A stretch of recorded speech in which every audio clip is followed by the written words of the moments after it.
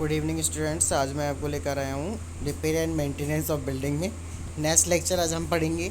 और हम पढ़ रहे थे डेटोरेशंस के बारे में, 6 के बारे में पढ़ रहे थे।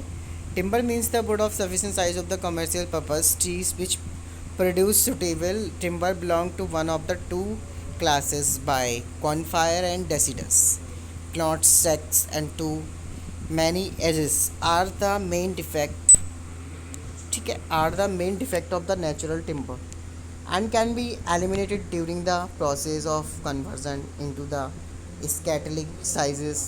The common furniture beetle anomalism attacks mainly the sapwood of the wood, both hardwoods and softwoods. It can be responsible for the structural damage in the cases of several attacks. Fungal attacks क्या होते हैं? Fungi are simply plants which, unlike green plants, cannot synthesize chlorophyll and therefore must obtain their nutrients by metabolism, organic material breaking it down its soluble forms and absorption into their own system. तो ये सारे 6 के कारण हैं, इस 6 से ही generate होते हैं। ठीक, इसके बाद हमारा देखो नेक्स्ट है for growth they need oxygen and a supply of a food and water and minimum moisture content of 20% bearing necessary for growth in timber.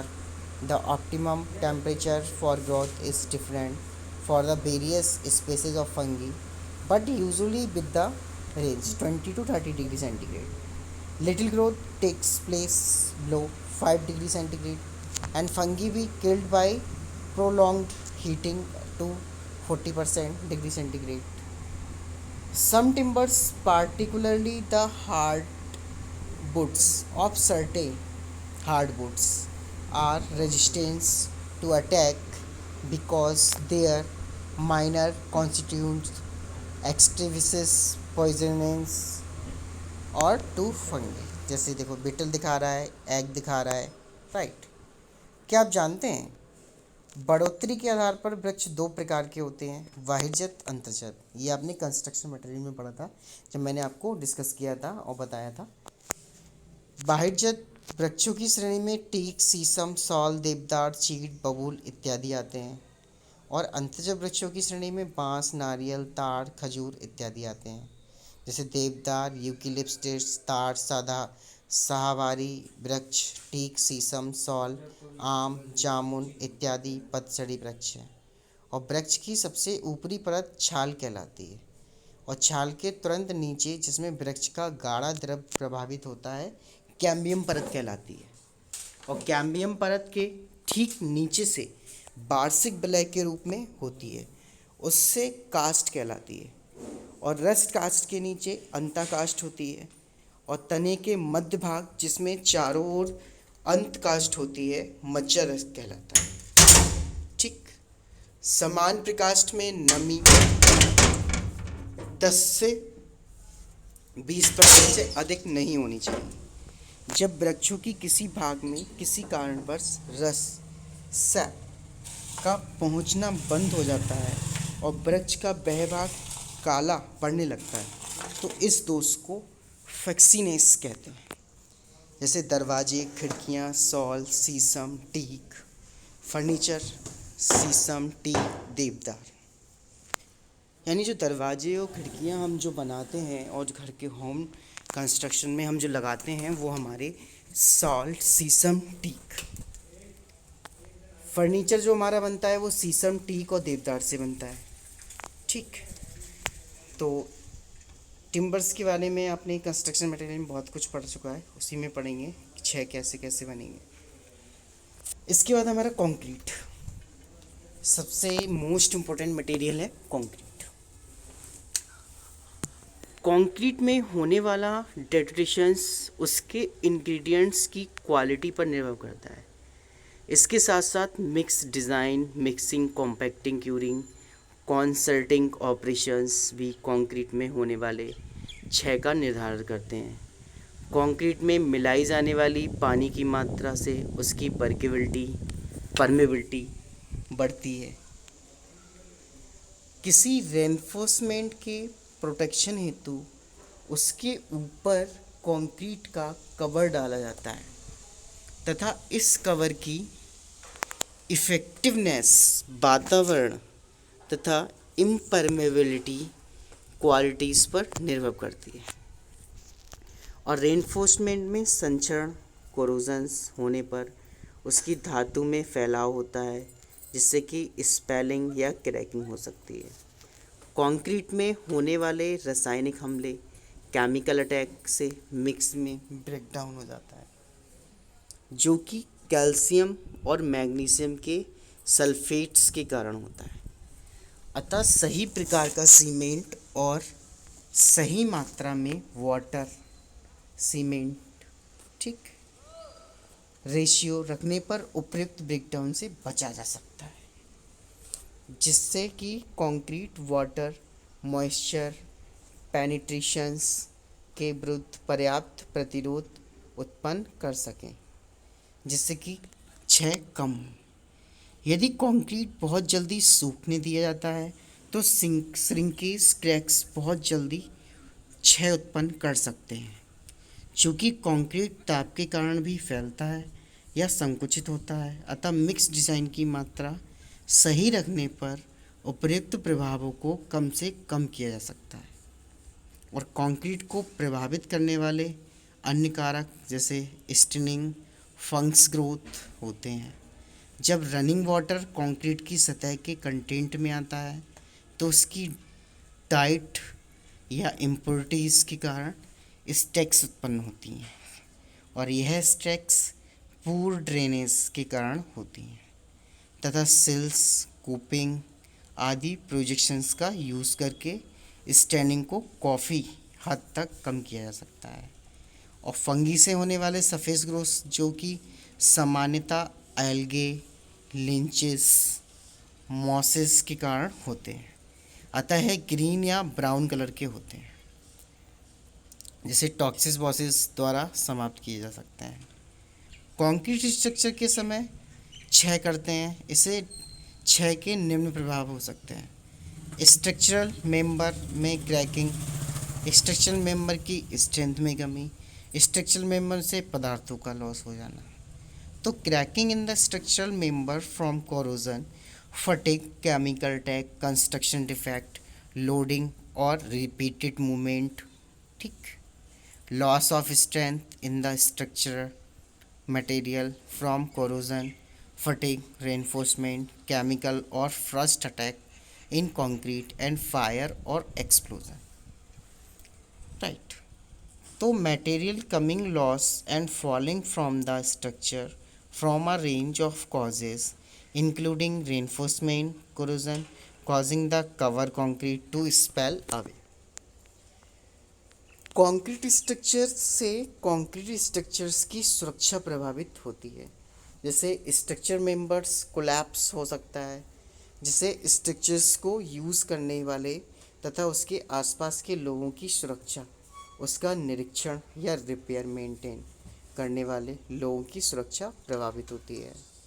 Reinforcement corrosion के कारण ठीक है कंक्रीट में क्षय उत्पन्न हो जाता है जैसे कार्बोनेशंस क्लोराइड लैक ऑफ कवर के कारण उत्पन्न हो सकता है। रेनफोर्समेंट कोरोजन कंक्रीट कवर में क्रैक उत्पन्न करता है कवर कंक्रीट की स्पेलिंग करता है रेनफोर्समेंट क्रॉस सेक्शन में रिडक्शन करता है। कार्बोनेशंस तब होता है जब वातावरण की कार्बन डाइऑक्साइड सीमेंट पेस्ट की कैल्शियम हाइड्रोक्साइड से रिएक्ट करती है जिससे कंक्रीट का पीएच कम हो जाता है। इससे रेनफोर्समेंट के पास के सुरक्षा कवच protective oxide layer around the reinforcement break down हो जाता है और कार्बोनेशंस 50% से 70% रिलेटिव ह्यूमिडिटी वाले वातावरण को प्रभावित करता है। तो क्षय की इसी वजह से क्षय से बहुत सारे जो हमारे सारे मटेरियल्स हैं वो बेकार हो रहे हैं। Neither too wet not too dry में उत्पन्न होता है। क्लोराइड्स भी रेनफोर्समेंट के आसपास के प्रोटेक्टिव ऑक्साइड लेयर के कार्य में बाधा उत्पन्न करती है। कंक्रीट में क्षय को कम करने हेतु डिज़ाइन व यूज़ किए जाना चाहिए। कोटिंग आदि का यूज़ किया जाना चाहिए। डिज़ाइन ऐसा होना चाहिए जिससे प्रभावी एरियाज को इजीली इंस्पेक्ट किया जा सके। इसके साथ साथ आधुनिक कंस्ट्रक्शन मटेरियल का प्रयोग, प्रॉपर टेस्टिंग, गुड प्रैक्टिसेस आदि भी कंक्रीट में डिटोरेशंस के बहुत सारी भूमिका निभाते हैं। इसके बाद है हमारा concrete needs only small quantity of water to promote the necessary hydrations of cement. What it will be unworkable as the water constraints increase, so does the workability and the permeability. The effectiveness of concrete cover largely depends on environment and its impermeability qualities. The corrosion of reinforcement could be compounded by expansion of metal, which in turn could result in spalling or cracking. Chemical attack on a concrete results in breakdown of the mix, which is usually due to sulfates of calcium and magnesium. It is advisable to use right type of cement with correct amount of water to cement ratio and concrete cover. Concrete also expands and contracts with changes in temperature. The amount of movement is governed by mixed design or expansion of concrete also affect the appearance due to unsightly cracks the appearance. Other factors which affect its appearance are staining and fungus growth at the surfaces. Next है causes of defect in concrete structure. Structural inadequacy resulting from errors in loading criteria, design, unexpected overloading, etc. Structural inadequacy due to construction defect, fire, floods, earthquakes, cyclones, etc. Marine environmental abbreviation of the granular materials, physical characteristics, movement of concrete. Concrete structure deteriorates with time. Typically, as a result of the environment, they are in the impact of deteriorations on the safety of concrete. Structure would be felt by the people using the structure, inspecting, maintaining, on repairing. It passes by. तो 6 can result from inadequate design, construction, operational accidents, aggressive environment, loading fire, egging process, any combination of above. Deteriorations typically results in cracking in structural member from corrosion, fatigue, chemical attack, construction defect, loading or repeated movement, loss of strength in the structural material from the corrosion and fatigue of reinforcement. Chemical, ठीक है, chemical or frosted attack in a concrete and fire of explosion. Material coming loss and falling from the structure from a range of causes including reinforcement, corrosion, causing the cover concrete to spell away, or architecture attachments coming loose losses from the main structural member, or delaminations of rendered mortar finishes or tilling. Next है impact of deteriorations on concrete structure. Collapse of structural member or even whole structures and the safety of the people using the structure or any places close to the structure. Right. तो ये सारे factor हैं जो उस हमारे डेटोटेशंस को बढ़ाते हैं। Safety of the people who inspect the structure, safety of the people who repair and maintain the structure, deteriorations of concrete structures, reinforcement corrosion which reduce the strength of the reinforcement, reaction that affect the concrete itself, alkali, silica reaction, ASR, frost attack, sulfate attack, ठीक है, dams, टैनिम sites and delight and dredging which can reduce the strength of the concrete. The most common form of deteriorations in concrete structures is reinforcement corrosion. This can result from. Next है carbonations. क्या होता है carbonations? Carbon dioxide in the atmosphere reacts with calcium hydroxide, ठीक, in the cement paste to lower the pH of concrete. This will break down the protective oxide layer around the reinforcement. Carbonations typically occurs in environment with a relative humidity of 50 to 70% when the weather is neither too wet or dry. Next है हमारा chlorides. Chlorides inhabitate the mechanism by which the protective oxide layer around the reinforcement is maintained. Chloride penetrate most rapidly when the concrete is primarily dry.